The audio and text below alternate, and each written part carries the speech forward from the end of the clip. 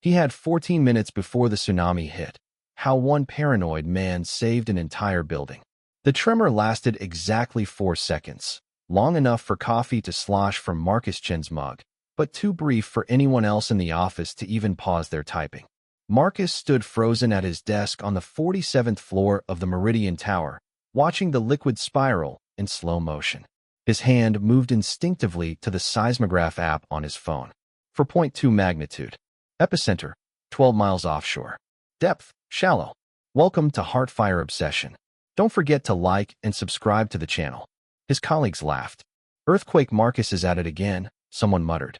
For 3 years, they'd mocked his obsession with fault lines, his endless talk about the big one, his insistence that Seattle's downtown core sat on liquefied soil that would turn to jelly in a major quake. They called him paranoid. Excessive.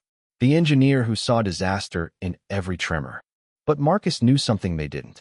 He'd spent 6 months analyzing building inspection reports that weren't supposed to be public, reports he'd obtained through a friend at the city planning office.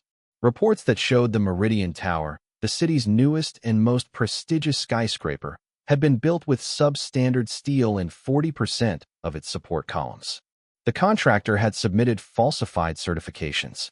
The inspector had been paid off, and the building that housed 3,000 workers daily was a death trap waiting for the right trigger. Marcus had tried to warn them. He'd sent emails to building management, contacted the city, even reached out to local news stations. Each time, he was dismissed. The building had passed inspection. It had cost $400 million. It was architecturally celebrated. And Marcus Chun was just a paranoid junior structural engineer with a conspiracy theory. The crack that changed everything. Now, as his co-workers returned to their screens, Marcus walked to the northwest corner window. His reflection stared back, 32 years old, dark circles under his eyes from too many sleepless nights running stress calculations. Behind his reflection, the Seattle skyline glittered in the afternoon sun. Then he saw it. A hairline crack running vertically along the concrete column beside the window. It hadn't been there yesterday. He was certain because he checked this column every single morning. His hand trembled as he pulled out his phone and took a photo. Then another. The crack was thin, maybe a millimeter wide, but it extended from floor to ceiling. Marcus, his supervisor, Janet Holloway, appeared beside him. Conference room. Now, we need to talk about your concerns. The meeting was an ambush. Human Resources was there.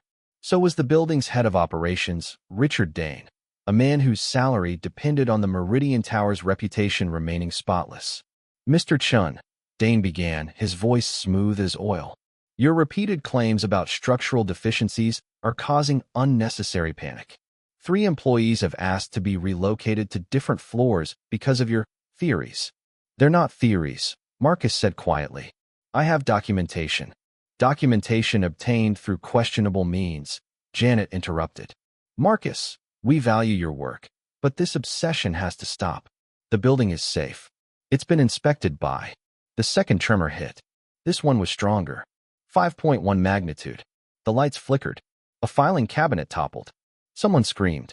For 8 seconds, the entire building swayed, a sickening, rolling motion that made Marcus's stomach drop. When it stopped, everyone was silent, breathing hard. Then came the sound. A deep, resonating crack, like ice breaking on a frozen lake, but amplified 1,000 times. It seemed to come from the building's very bones. The exodus begins. Everyone remain calm, Dane announced, his face pale.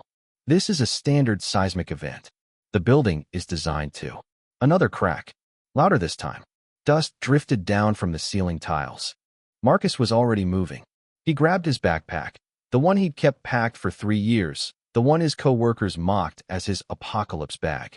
Inside, first aid kit, flashlight, emergency radio, water purification tablets, rope, and a portable battery bank. He'd been called crazy for carrying it every day. Now, as people began to panic, scrambling for the elevators, Marcus ran the opposite direction. The elevators, he shouted.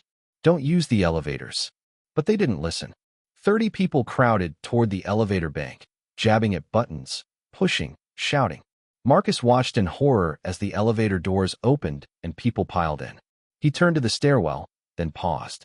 His desk was in clear view. On it sat his laptop, containing all his research, all the evidence he'd compiled about the building's defects. If something happened, if the building was damaged, that evidence would be crucial for investigations, for accountability, for preventing this from happening again. Marcus ran back, grabbed the laptop, stuffed it in his bag. That's when he saw her. Maya Rodriguez, the intern who'd started 2 months ago, was frozen at her desk, eyes wide, hands shaking. She was 23, fresh out of college, and absolutely terrified. "Come on," Marcus said, grabbing her arm. "The elevators are a death trap if this building starts to fail. Stairs. Now." They ran. The sound of collapse. The stairwell was chaos. People pushed and shoved, some crying, others silent with shock. Marcus and Maya descended from the 47th floor, taking stairs 2 at a time. Marcus counted floors in his head.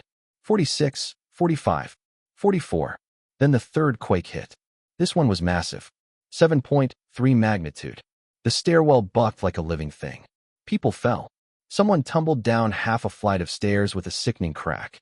The lights went out, replaced by emergency backup lighting that cast everything in eerie red. And then came the screaming from above.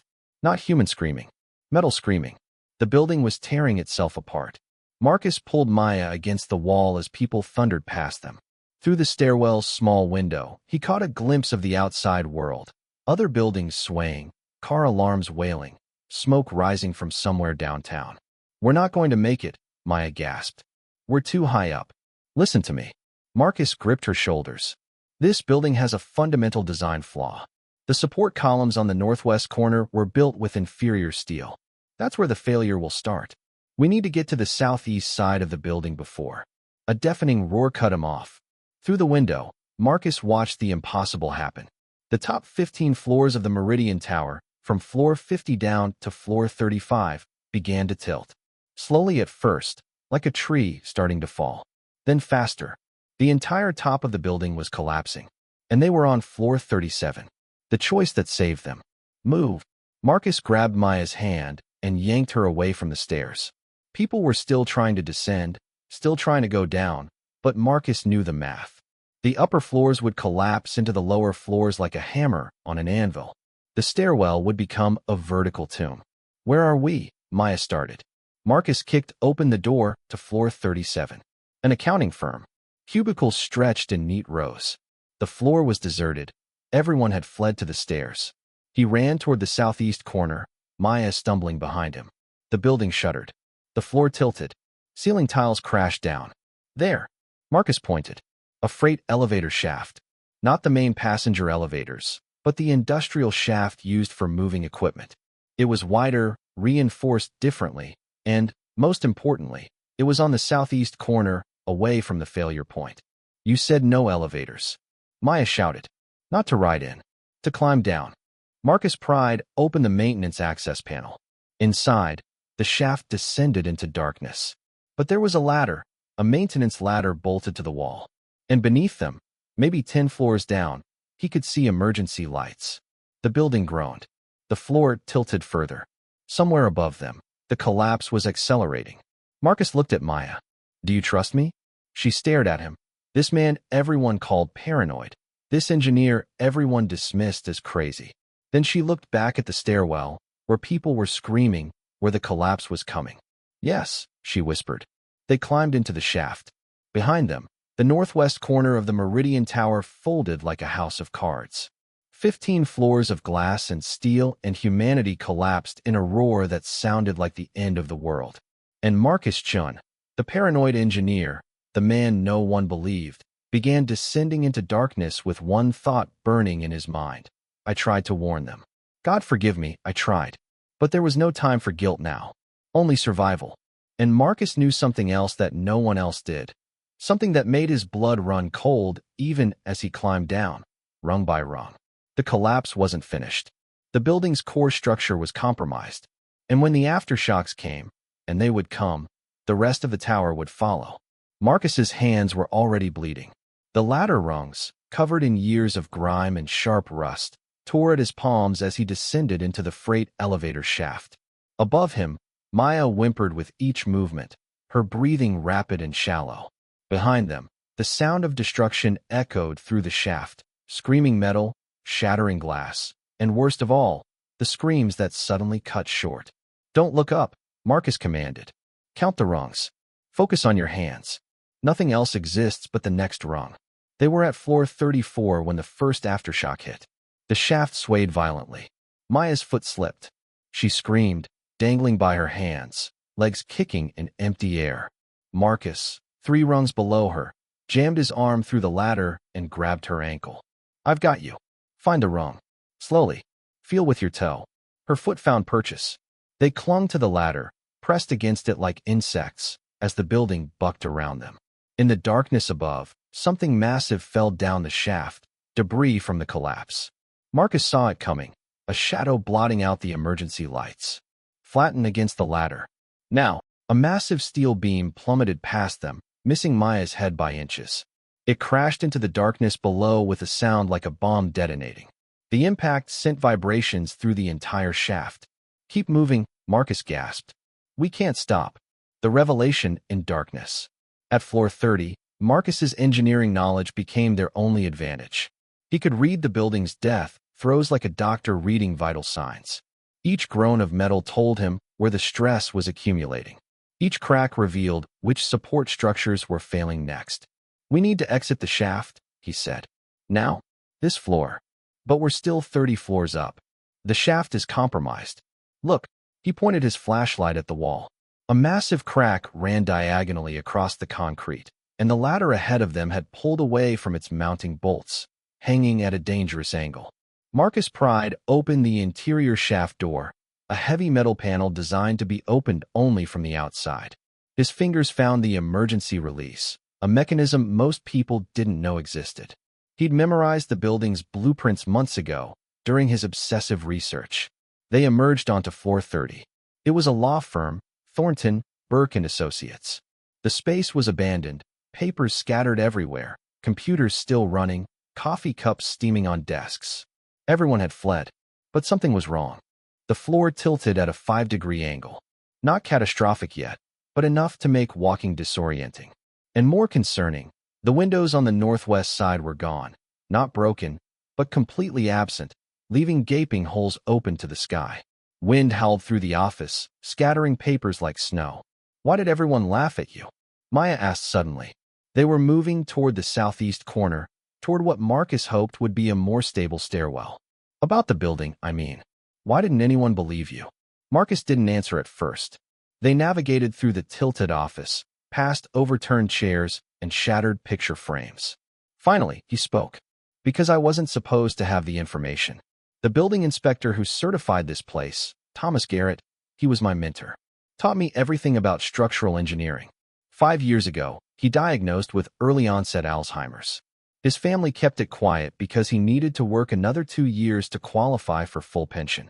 "Oh God," Maya whispered. "He didn't mean to pass the building. His judgment was compromised. But by the time I found out, by the time I saw the falsified reports, the substandard materials, the shortcuts, the building was already occupied. I tried to go through official channels, but Garrett had died 6 months ago. Challenging his final certification meant destroying his legacy, bankrupting his family's insurance, and creating a legal nightmare for everyone involved. So they buried it. They buried it. And they made me the villain for digging it up." The unexpected companion. They were approaching the southeast stairwell when Marcus heard it. A voice. Weak, but definitely human. "Help, someone please." The voice came from behind a collapsed bookshelf.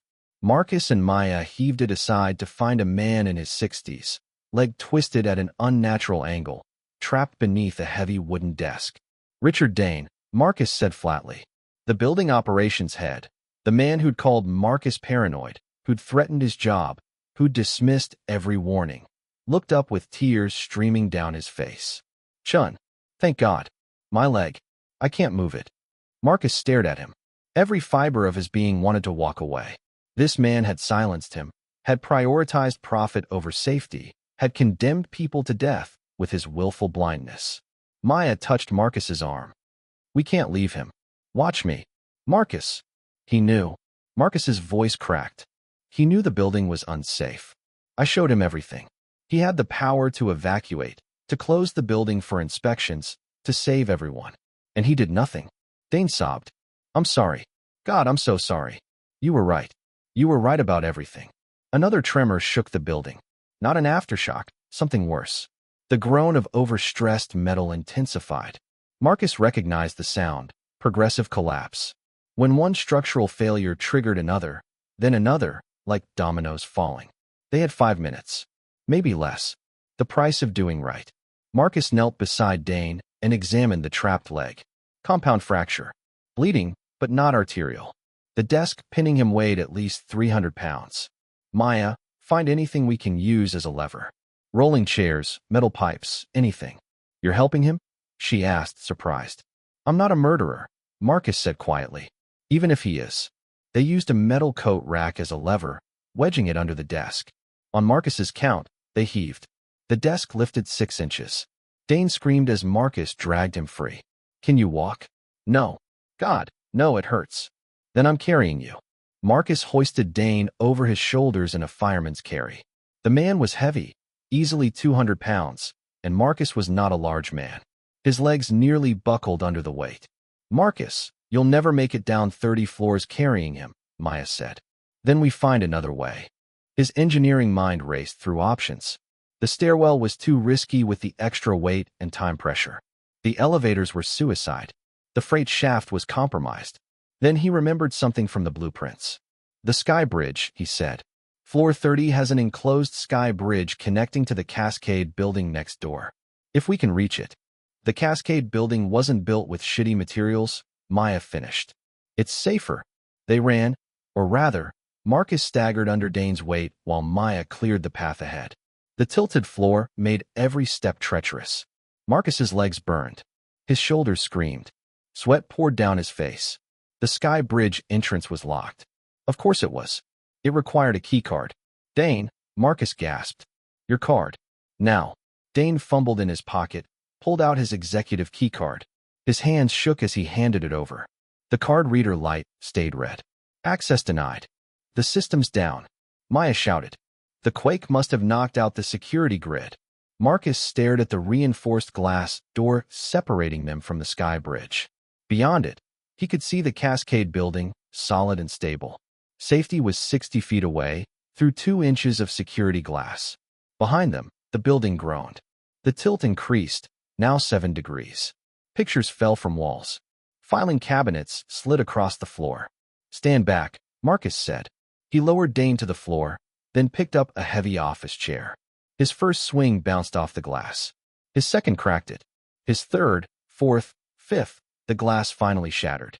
They climbed through, Marcus hauling Dane across the jagged edges. The sky bridge stretched ahead, a tube of glass and steel suspended between buildings. Through the transparent floor, Marcus could see the street 30 floors below. Tiny figures ran like ants. Emergency vehicles gathered. Smoke rose from multiple locations. They were halfway across when the Meridian Tower's death throes reached a crescendo. The entire northwest corner folded.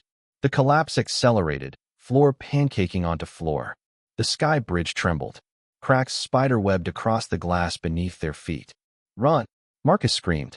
He dropped Dane and grabbed the man's arms, dragging him like a sack of concrete. Maya was ahead, sprinting for the Cascade building entrance. The sky bridge was coming apart, glass panels exploding outward, steel supports buckling. They reached the door. Locked. Maya pounded on it, screaming. Marcus dragged Dane the final few feet, then grabbed an emergency fire extinguisher from the wall and smashed the door's interior glass. He reached through, unlocked it from the inside. They tumbled into the Cascade building. Behind them, the sky bridge detached from the Meridian Tower with a tortured screech of metal. The entire structure dropped, swinging like a pendulum, still attached to the Cascade building by a single support beam. They collapsed on the floor, gasping, as the Meridian Tower's collapse continued.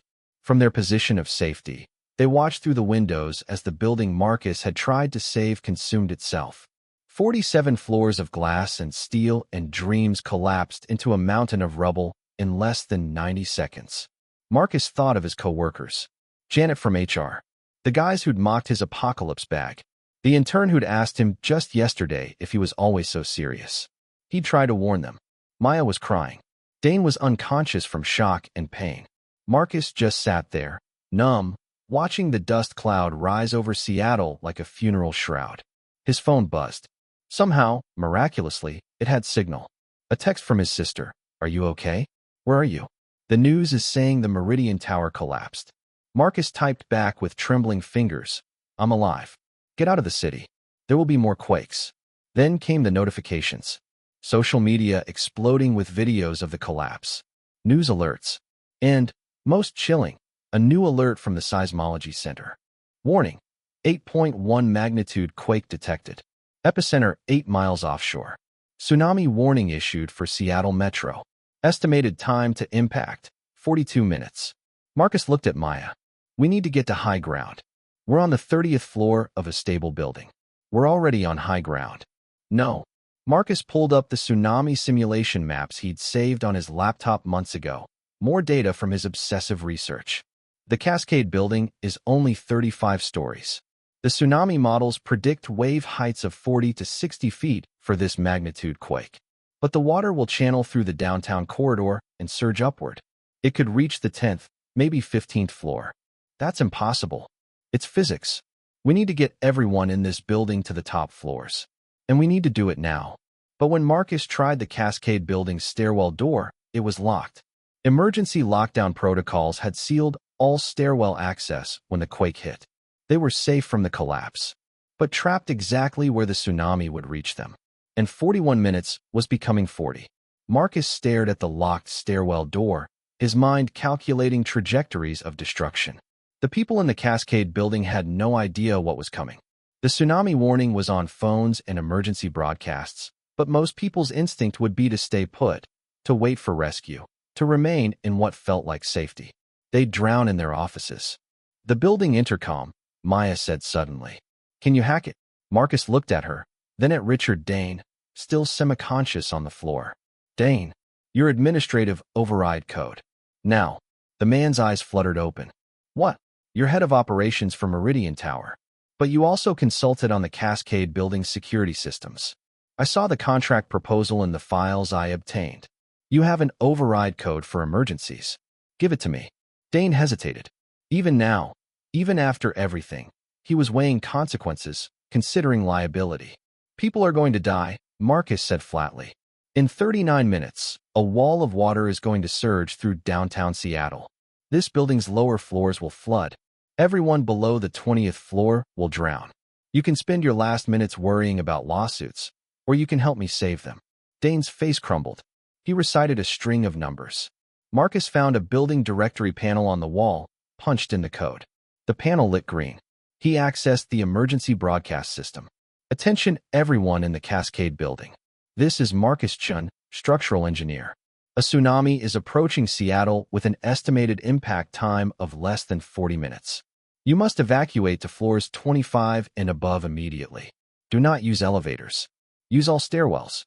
This is not a drill. I repeat, this is not a drill." His voice echoed through every floor of the 35-story building. For a moment, nothing happened. Then the stairwell doors unlocked automatically. Emergency protocol overridden by Dane's code. Marcus heard the blessed sound of doors opening above and below them, voices shouting, footsteps pounding on stairs. But they were moving too slowly. 38 minutes. People were confused, scared, some refusing to leave their offices. "Maya, help me with Dane. We're going to the roof." The engineers gamble. They climbed. Marcus's legs were rubber, his shoulders screaming from Dane's weight. They passed people heading upward, office workers, security guards, a mother carrying twin toddlers. Some stared at Marcus like he was crazy. Others had checked their phones and seen the tsunami warnings, terror written on their faces. At floor 25, an elderly security guard blocked their path. "Sir, the roof is restricted access. Move." Marcus's voice carried a weight the guard had never heard before. The authority of a man who'd been right when everyone else was wrong. The guard stepped aside. They emerged onto the roof at floor 35. The city spread before them, beautiful and doomed. Marcus could see the waterfront, the ferry terminal, the piers. Beyond them, the ocean looked deceptively calm. But Marcus knew the truth. Somewhere out there, moving at 500 miles per hour, A wall of displaced water was racing towards shore. When it hit shallow water, it would slow down and rise up. Physics didn't care about Seattle's skyline or its coffee shops or its 750,000 residents. Physics just was. What now? Maya asked. More people were emerging onto the roof. 50, maybe 60 people, with more coming every minute. Marcus pulled out his phone and started making calls. First to 911. Overloaded, couldn't connect. Then to the Coast Guard, same thing. Finally, he tried his emergency contact at the Seattle Emergency Management Office, a woman named Dr. Sarah Kim who'd actually listened to his building's safety concerns months ago. She answered on the first ring. Marcus? Jesus, are you alive? The Meridian Tower. I'm on the Cascade building roof with approximately 60 people and counting. We're at 35 floors, about 380 feet elevation. Tsunami impact in 34 minutes. We need helicopter evacuation. Marcus, every helicopter in the region is already deployed. We're trying to evacuate the coastal areas, the low-lying. Sarah. His voice was calm, steady. I'm sending you coordinates. We're the highest concentration of people in the downtown corridor who are actually above the projected surge level. The Meridian Tower survivors who made it to the Cascade building. Focus resources here. You'll save the most lives. A pause. Then, coordinates received. I'll do what I can. The quiet ones are always right. 28 minutes. People kept arriving on the roof. 100 now. Some were injured from the Meridian collapse. Cuts, broken bones, shock. Marcus organized them, his engineering mind creating order from chaos. Medical cases to the northwest corner, most sheltered from wind. Everyone else, spread out. Don't cluster. This roof wasn't designed for this weight distribution. A man in an expensive suit, someone Marcus vaguely recognized from the Meridian Tower's executive floor, pushed forward. Who put you in charge? We should be making decisions democratically. In 27 minutes, water is going to be where we're standing now is the only thing keeping you alive. I'm the one who got you here. So yes, I'm in charge. The man opened his mouth to argue, then closed it. Something in Marcus's eyes, the eyes of a man who'd been dismissed and mocked and proven catastrophically right, made him step back. Maya was helping organize the injured when she noticed something. Marcus, look. She pointed to the south. In the distance, barely visible, a dark line on the horizon. Growing. The tsunami. 22 minutes. People saw it too.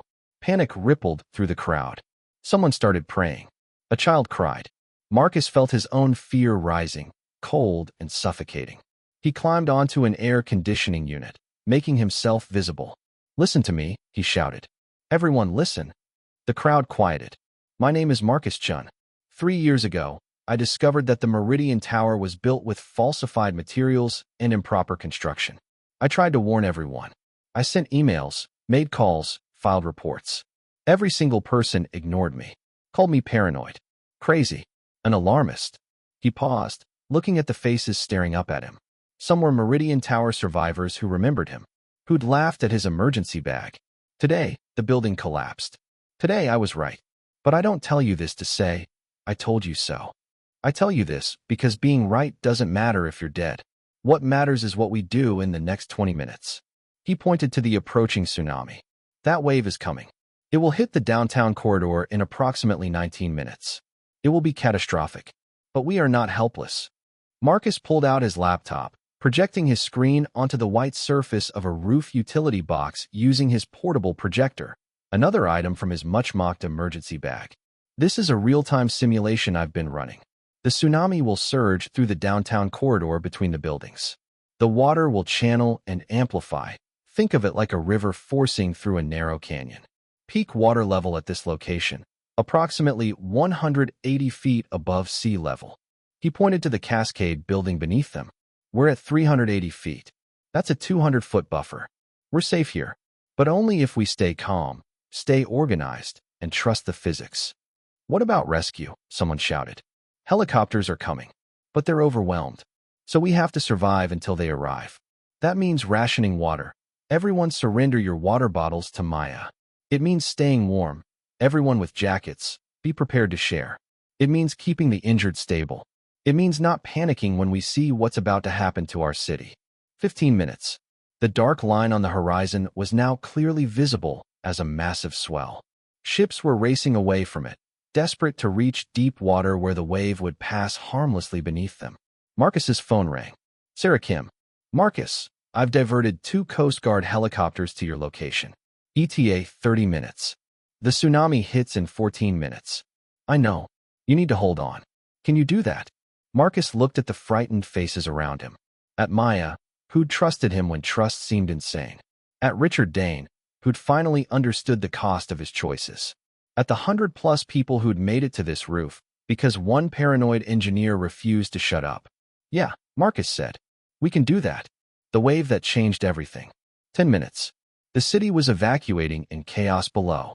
Cars gridlocked the streets. People ran on foot toward higher ground. Emergency sirens wailed. Marcus watched it all with a strange detachment, his mind still calculating, still analyzing. The tsunami was now clearly visible, not as a breaking wave like in movies, but as a massive surge, a rising wall of ocean that simply swallowed everything in its path. It hit the ferry terminal first. Marcus watched through binoculars as the terminal, docks, and boats were consumed in seconds. Then it hit the downtown corridor. The sound was indescribable, like a freight train, like an avalanche, like the earth itself screaming. Water surged between the buildings, 40 feet high, 50 feet, climbing. Cars tumbled through it like toys. Entire storefronts vanished. The water was dark with debris, trees, pieces of buildings, things Marcus didn't want to identify. It surged up the Cascade building's exterior. People on the roof screamed as water exploded around the lower floors. Marcus watched his calculations prove accurate in real time. The water reached the 12th floor, the 14th, the 17th. Then it stopped. Exactly 180 feet above sea level, just as his simulation predicted. The Cascade building shuddered but held. They were safe. For now, the water would recede, but it would take hours. And in that time, they had to survive exposure, injuries, and fear. Marcus organized people into groups. Those with medical training tended the injured. Those with phones reached out to loved ones while the cell towers still worked. Those with nothing to do told stories, sang songs, kept spirits up. He found Maya sitting with the twin toddlers they'd seen earlier, telling them a story about a brave fish who swam through a storm. You should have been a leader, she said quietly. Not just an engineer. I am an engineer, Marcus replied. That's exactly why I can lead. Because I see the systems, the stress points, the failures before they happen. That's not paranoia. That's pattern recognition. 35 minutes after the tsunami hit, they heard the helicopters.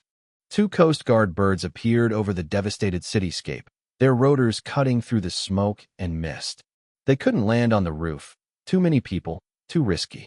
Instead, they lowered rescue baskets. The evacuation took 2 hours.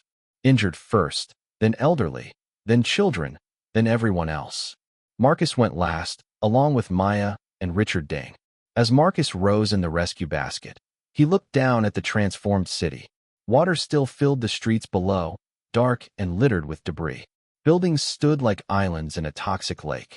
The Meridian Tower was a mountain of rubble. The cost in lives would be catastrophic. But here, on this roof, 127 people had survived. Because one paranoid engineer had refused to be silenced. Epilogue, the quiet vindication. 6 weeks later, Marcus Chin stood in a congressional hearing room in Washington, D.C. His testimony had been requested by the National Transportation Safety Board's investigation into the Meridian Tower collapse. The hearing room was packed. Survivors, families of victims, media, structural engineers from around the country. The committee chair, a senator from Washington state, looked at Marcus with something between respect and guilt. Mr. Chun, you attempted to report the structural deficiencies in the Meridian Tower for 3 years. Can you explain why no action was taken? Marcus could have been diplomatic, could have softened the truth. Instead, he told it exactly as it happened. The falsified reports, the financial pressure to keep the building open, the systematic dismissal of his concerns. The way inconvenient truth was labeled paranoia. The people who died in the Meridian Tower, Marcus said, his voice steady, died because the system is designed to ignore people like me. The quiet ones. The technical experts who don't have executive power or political connections. The ones who see the cracks before they become catastrophes. He paused. I was called paranoid for 3 years. Maybe I was. But you know what? Paranoid people prepare. Paranoid people keep emergency supplies. Paranoid people study tsunami models and building codes and seismic data. And when disaster strikes, paranoid people save lives. The hearing room was silent. This city failed its citizens, Marcus continued. But I won't apologize for being the one person who actually prepared for that failure. The investigation concluded that the Meridian Tower collapse was entirely preventable. New building inspection protocols were implemented nationwide. Richard,